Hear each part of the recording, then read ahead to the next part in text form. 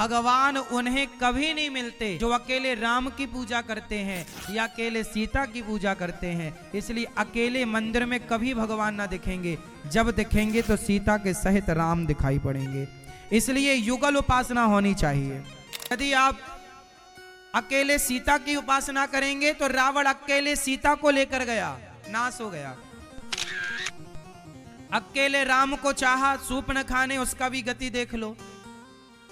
और विभीषण जी ने दोनों को चाहा, सीता पर भी उनकी आस्था थी और राम पर भी। दोनों को स्वीकार करना पड़ेगा।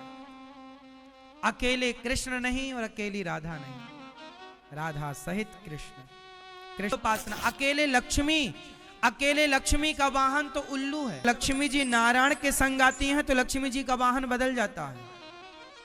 फिर लक्ष्मी जी का वाहन क्या हो जाता है? जी जब नारायण के संग चलती हैं तो गरुण जी पर चलती हैं, और अकेले बुलाओगे तो उल्लू पर आएंगी, और ये उल्लू पर आने वाली लक्ष्मी जी जल्दी उल्लू बना के चली जाती हैं।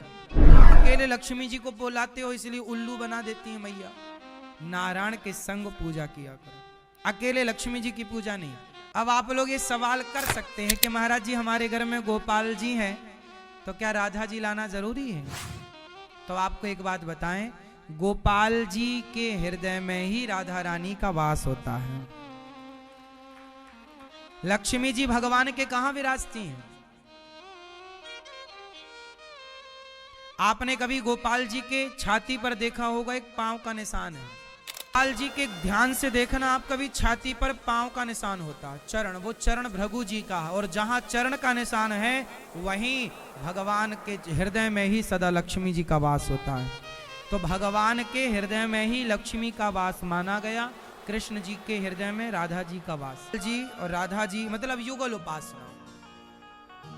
आप लोग छोटे से राधा कृष्ण, सीताराम की जोड़ी राधा कृष्ण, भगवान ना अष्ट धातु के होने चाहिए।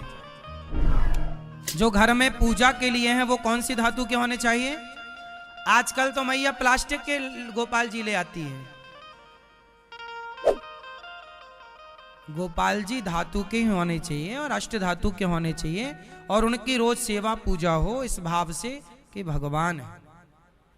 गोपाल जी किनका स्वरूप है? मैंने कथा में एक दिन बताया था कि मैया यशोदा कन्हैया को बोली तू कहाँ है कन्हैया, तो उस समय माखन निकाल रहे थे मटकी से भगवान, और मैया आई तो भागे, माखन का गोला हाथ में लेके घुटनों के बल चले और मैया के सामने आकर खड़े हो गए। मैया ने वो छवि मन में जो बसाई वही छवि गोपाल जी है। हाथ में जो लड्डू गोपाल, लड्डू माखन का गोला है ये।